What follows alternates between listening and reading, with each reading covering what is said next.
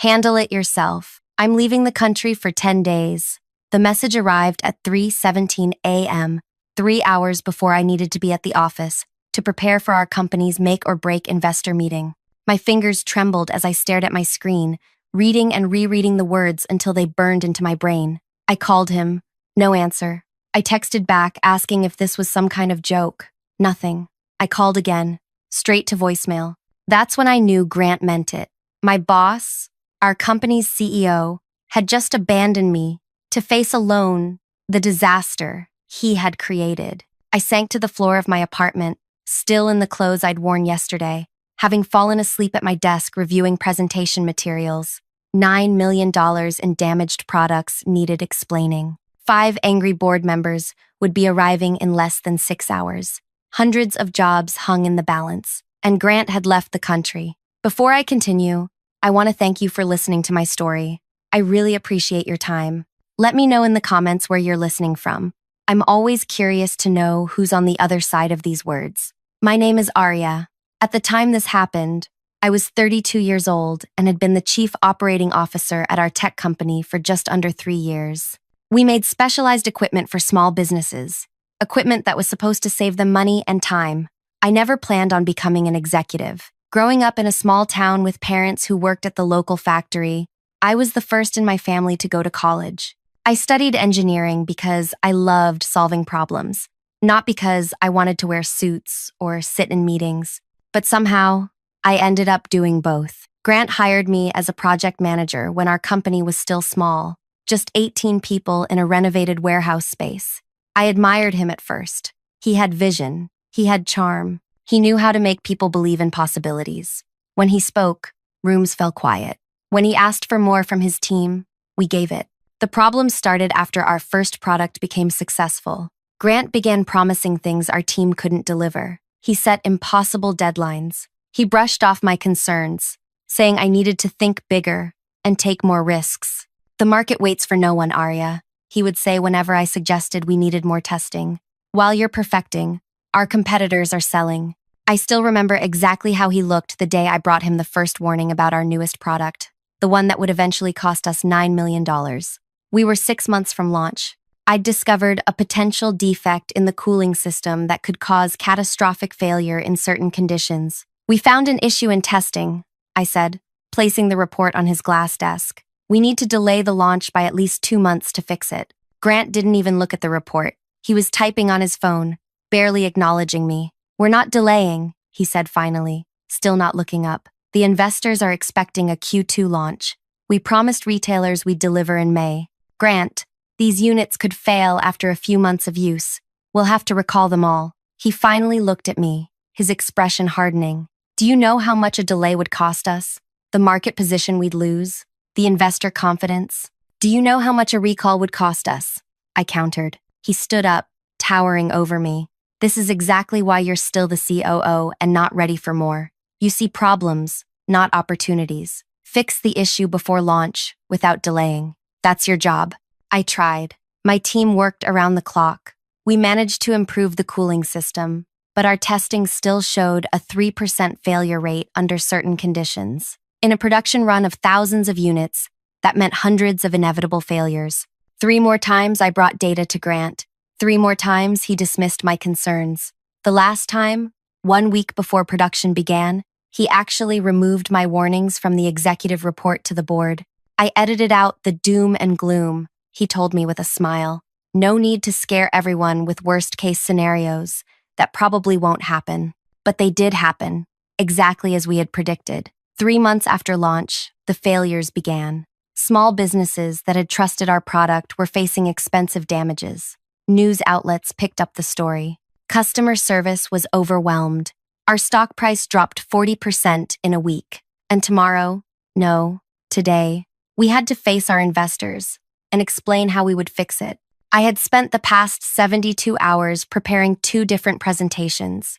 One where Grant took responsibility as the CEO. One where we shared the blame as a leadership team. I hadn't included my warnings or his dismissals in either version. I was still trying to protect him, even after everything. Now, sitting on my apartment floor at 3:23 a.m., I realized he wasn't trying to protect any of us. I forced myself to stand up. If Grant wouldn't face this crisis, I would have to do it myself. I showered, put on my best suit, and left my apartment while the city still slept. The office was empty when I arrived at 4:45 a.m. I walked through the silent hallways to my office, switched on the light, and began rewriting the entire presentation from scratch. By 7:30 a.m., other executives started arriving. Tessa from marketing, Dev from finance, and Liam from product development all stopped by my office, asking about the meeting preparations. "Where's Grant?" they each asked. I told them he was handling something off-site and would join us later. The lie tasted bitter, but I needed time to figure out what to do. At 8:45 a.m., Jenny, our receptionist, appeared at my door looking worried. "5 board members just arrived," she said quietly. "They're asking to speak with you and Grant before the full investor meeting." My heart nearly stopped. The board isn't supposed to be here until 10. They said they wanted to discuss strategy beforehand. This wasn't part of the plan. Grant was supposed to lead this meeting. He was the visionary, the spokesperson, the face of the company. I was the behind-the-scenes operator who made things work. I gathered my materials with shaking hands and followed Jenny to the main conference room. When I walked in, the tension was palpable. Elena, the head of our board, sat at the center of one side, flanked by 4 other board members, all in dark suits, all with serious expressions. "Arya," Elena said, "where is Grant?" I opened my mouth to repeat the lie about him handling something off-site, but the words wouldn't come. These people had invested millions in our company. They deserved the truth. Without speaking, I took out my phone, found Grant's message, and placed it face up on the table in front of Elena. "Handle it yourself. I'm leaving the country for 10 days. Elena read it, then passed the phone to the board member beside her. No one spoke as my phone made its way around the table. When it returned to me, Elena's expression had changed from concern to something harder. "Tell us everything," she said. "From the beginning." For the next 2 hours, I did exactly that. I pulled up email exchanges, meeting notes, test results, and timeline documents. I explained how we'd identified the cooling system problems 6 months before launch. I showed them Grant's edits, removing my warnings from reports. I detailed every attempt I'd made to address the issue, and how each had been overruled. I didn't try to make myself look good. I admitted where I could have pushed harder, where I should have escalated my concerns to the board directly. I took responsibility for not standing my ground more firmly. When I finished, Elena asked me to step out so the board could discuss privately. I waited in my office, certain I had just ended my career. I had exposed not only Grant's failures, but also my own inability to prevent this disaster. 20 minutes later, I was called back in. "We've made some decisions," Elena said. "You will lead the investor meeting today. You will present your plan for the recall. You will be the point person for this recovery operation." I nodded, still expecting to hear about my termination after the crisis was handled. "As for Grant," she continued, "we will address leadership issues separately. For now, your priority is to stabilize the company and manage this recall effectively." The investor meeting that followed was the most challenging presentation of my life. I stood before 37 investors and explained exactly what had gone wrong, why it had happened, and how we planned to fix it. I didn't blame Grant by name, but I made it clear that our leadership had failed to heed internal warnings about product readiness. Then I detailed our recovery plan, a complete recall of all units, an engineered fix for the cooling system, rapid redeployment to customers, and a 2-year warranty extension as goodwill. The total cost, $9 million. "This will deplete our cash reserves," I acknowledged. "We're requesting bridge financing to ensure we can complete the recall while maintaining operations." The questions were brutal. The doubt was evident. But something unexpected happened. Because I hadn't tried to spin the situation, because I had been transparent about both the failures and the solutions, the investors responded with cautious support. By the end of the day, we had secured conditional financing. The recall could begin. We had a chance to save the company. For the next 10 days, I barely slept. My team and I worked around the clock. We contacted customers, coordinated returns, expedited the engineering fix, and rebuilt our quality control processes from the ground up. I discovered something about leadership during those 10 days. It wasn't about grand visions or inspirational speeches. It was about showing up. It was about taking responsibility. It was about standing beside your team when everything was falling apart. Every morning at 7 a.m., I held a company-wide meeting. Every evening at 7 p.m., I sent an update to all employees and the board. I was transparent about our challenges and our progress. I acknowledged mistakes and celebrated small victories. Dev from finance worked miracles to manage our dwindling cash flow. Tessa from marketing crafted messaging that was honest without being alarming. Liam from product development barely left the building as he redesigned the cooling system. Jenny from reception volunteered to help call customers when our service team was overwhelmed. I learned more about my colleagues in those 10 days than I had in 3 years. I learned that Dev played classical piano to relieve stress, that Tessa had turned down a job at a bigger company to stay with us because she believed in our mission, that Liam had a 5-year-old daughter whose drawings covered the walls of his office. I also learned about the politics Grant had been playing that I hadn't noticed before. On day 3 of Grant's absence, I was digging through old emails, looking for customer commitments, when I discovered a folder in our shared drive labeled Executive Talent. Inside were performance assessments of every senior leader, written by Grant, for the board's eyes only. My hands shook as I opened the document with my name on it. Arya continues to demonstrate strong operational capabilities, but lacks strategic vision and executive presence. Her tendency toward caution and over-analysis creates friction with innovation goals. Recommend maintaining in current role with limited advancement potential. We'll need to consider external hire for succession planning. The words stung like physical wounds. I had given everything to this company. I had identified the problems that would cost us $9 million. I had been right, and Grant had been wrong. Yet he had been systematically undermining me to the board. I opened other files. Tessa was described as too focused on customer satisfaction at the expense of growth metrics. Dev was overly conservative with financial projections. Liam was talented, but not leadership. Every assessment twisted the truth to make each of us appear fundamentally limited, while positioning Grant as the visionary held back by his cautious team. I closed the files, feeling sick. This wasn't just about the product failure anymore. It was about a pattern of behavior that had been happening right under my nose. On day 5, Elena from the board called me directly. "How are you holding up?" she asked. "We're making progress," I said, avoiding the personal question. "The engineering fix is working in tests. We've contacted 78% of affected customers. The media coverage has shifted from crisis to recovery." "That's not what I asked," Elena said. Her voice softened. "How are you, Arya?" The unexpected kindness nearly broke me. I hadn't realized how much I'd been holding together with sheer determination. I struggled to find words that weren't a professional mask. I'm angry and hurt and exhausted, but mostly determined not to let this company fail because of one person's bad decisions. "That's why I'm calling," Elena said. "The board has been reviewing internal communications from the past year. We've found some concerning patterns." My heart raced. Had they discovered that I'd seen Grant's secret assessments? Would they think I was trying to undermine him while he was away? "What kind of patterns?" I asked carefully. "Let's just say there are significant discrepancies between what Grant told the board and what was actually happening within the company. We'll discuss it when he returns." After we hung up, I sat at my desk, wondering what they had found. Were they looking at the same documents I'd discovered? Had others come forward with their own experiences? The days blurred together.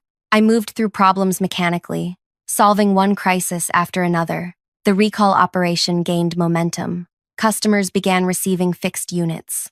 Our engineers implemented new testing protocols to prevent similar failures in the future. By day 8, I realized something unexpected was happening. The crisis was bringing our team together in ways we'd never experienced before. Without Grant's divisive leadership style, pitting departments against each other, creating artificial competition, we were collaborating efficiently. Liam's engineering team was working directly with customer service to understand field issues.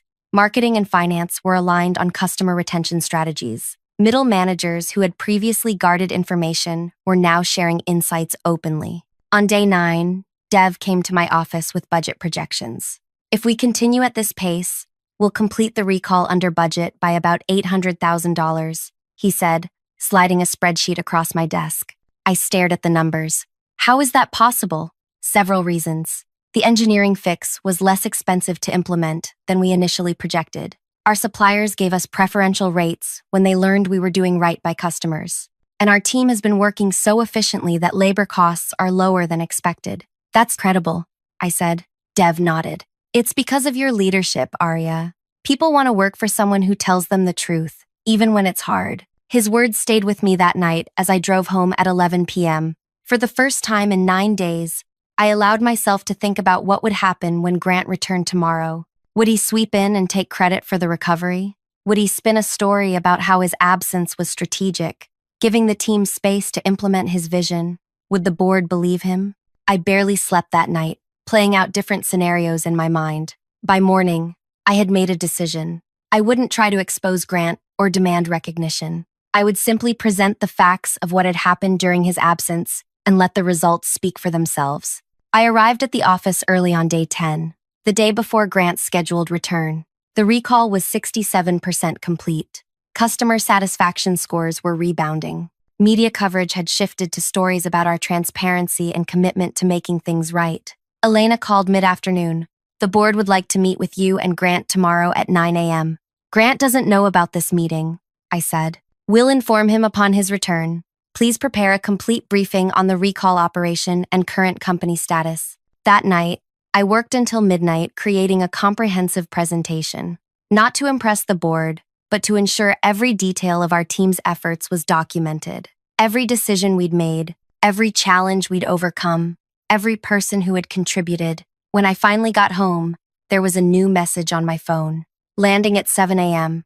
Need full update before board meeting. Meet in my office at 8. Grant was coming back a day early. He knew about the board meeting. I didn't respond. Instead, I took a long shower and tried to prepare myself mentally for the confrontation ahead. I wasn't the same person who had read his 3 a.m. text 11 days ago. I wouldn't simply fall back into the role of making him look good at my own expense. Morning came too quickly. I dressed with unusual care, choosing a dark blue suit that I'd bought months ago, but had never had the confidence to wear. I arrived at the office at 7:30, giving myself time to center my thoughts before facing Grant. As I walked to my office, people stopped me in the hallways. They thanked me. They told me about customer calls they'd received. They shared small victories from the past 10 days. I realized that whatever happened with Grant and the board, something fundamental had changed in our company culture. People felt valued. They felt heard. They were proud of how we were handling the crisis. At precisely 8 a.m., I walked into Grant's office. He was sitting behind his desk as if he'd never left, looking tanned and rested in contrast to our exhausted team. There was no acknowledgement of his abandonment, no apology, not even recognition of the crisis he'd left behind. Arya, good, he said, barely looking up from his computer. Give me the quick version so I can prepare for the board. $9 million, I said, remaining standing. That got his attention. He looked up, frowning. What about it? That's what your decision cost this company. Your decision to ignore warnings about the cooling system. Your decision to remove those warnings from board reports. Your decision to launch a product you knew might fail. His expression hardened. If you've come to point fingers, I'm not pointing fingers, Grant. I'm stating facts. Facts that the board already knows, because I showed them the evidence while you were gone. He stood up slowly, his face flushing with anger. You had no right. I had every right, I interrupted. You left me to handle it myself, remember? So I did. I handled all of it. For a moment, he seemed at a loss for words. Then his expression shifted to the charming confidence that had once impressed me. Look, Arya, I understand you're upset, but stepping away was a calculated decision. The team needed space to implement the recovery without my presence, causing additional media scrutiny. It was strategic. I almost laughed at the audacity. Is that what you're planning to tell the board? That abandoning your company during its biggest crisis was strategic? The results speak for themselves, he said smoothly. The recall is proceeding. The company has survived. Sometimes leadership means knowing when to step back. You're right about one thing, I said. The results do speak for themselves. I turned to leave, then paused at the door. The board meeting is in 45 minutes. Everything that happened while you were gone has been documented. Every email, every decision, Every conversation. Just so you know. His confident smile faltered for just a moment, enough to tell me he understood the implications. I walked out, closing the door quietly behind me. As I headed toward the boardroom to set up my presentation, I felt a strange calm. For years, I had worried about proving myself, about being executive enough, about meeting Grant's impossible standards. Now I realized those standards had been artificially constructed to keep me in my place. The real test of leadership had come in the past 11 days. And while I hadn't been perfect, I had been present. I had been accountable. I had told the truth. 45 minutes later, I sat at the conference table, waiting for the most important meeting of my career to begin. The board members filed in, followed by Grant, who took his usual seat at the head of the table. Elena called the meeting to order with a simple question that would change everything. Grant, would you like to explain where you've been for the past 11 days while your company faced its biggest crisis? Grant leaned forward with the practiced confidence of someone who had talked his way through countless difficult situations. His smile didn't waver as he addressed Elena. As I was just explaining to Arya, my temporary absence was strategic. I recognized that my presence during the height of the media coverage could intensify scrutiny. Sometimes, leadership requires making difficult decisions for the greater good. The board members' faces remained impassive. Elena glanced at her colleagues before responding. Interesting perspective, she said. Arya, would you share your experience of the past 11 days? I opened my laptop and connected it to the projector. Rather than telling you about it, I'd like to show you exactly what happened after Grant's departure. For the next 30 minutes, I walked through a detailed timeline, the emergency team we had assembled, the engineering solution we had implemented, the customer communication strategy, the financial arrangements we had made to keep the company afloat. I showed metrics, recall completion rates, customer satisfaction scores, media sentiment analysis, employee overtime hours. I shared before and after comparisons of our quality control processes. Throughout my presentation, Grant nodded, as though approving of work done under his distant guidance. Twice he interjected with, "This follows the crisis framework I developed last year," and exactly as I would have approached it. When I finished, Elena thanked me, then turned to Grant. "You mentioned this was strategic. Did you communicate this strategy to anyone before leaving?" I felt it was best not to create unnecessary documentation that could be discovered in potential litigation, Grant said smoothly. Another board member, Harold, who rarely spoke during meetings, cleared his throat. "Grant, we've reviewed all internal communications surrounding this product failure." Grant's expression didn't change, but I noticed his hand tighten around his pen. Harold continued, "We found multiple instances where Arya and her team warned about the cooling system issue. We found evidence that you removed these warnings from reports to this board." "That's a mischaracterization," Grant said quickly. "I streamlined reports to focus on actionable items rather than theoretical concerns." Elena slid a folder across the table. "These are emails where you explicitly instructed your team to proceed despite known defects. This is the original board report with Arya's warnings highlighted, and this is the version you provided to us with those sections removed." Grant glanced at the documents without touching them. "In a fast-moving industry, we have to make judgment calls. If we halted production every time an engineer raised a concern, we'd never ship anything. And if we ignored every warning, we'd end up exactly where we are," Elena countered. $9 million in recall costs and a serious threat to our company's future. The tension in the room was palpable. Grant began a long explanation about market timing and competitive pressures.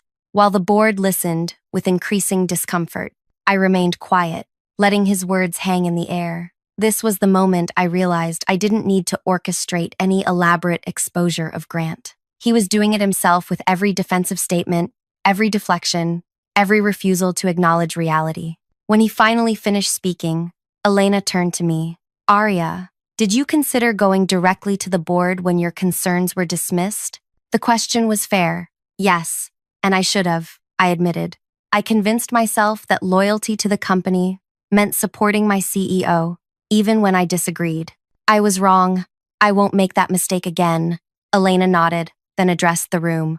"We need to discuss next steps privately. Arya, would you excuse us?" "Grant, please stay." I gathered my materials and walked out, closing the door behind me. For the next 2 hours, I sat in my office, answering emails and checking in with the recall team while waiting for whatever came next. At 11:43 a.m., my phone buzzed with a message from Elena. Please join us in the boardroom. When I entered, only the board members remained. Grant was nowhere to be seen. Please sit down, Arya, Elena said. Her expression was serious but not unkind.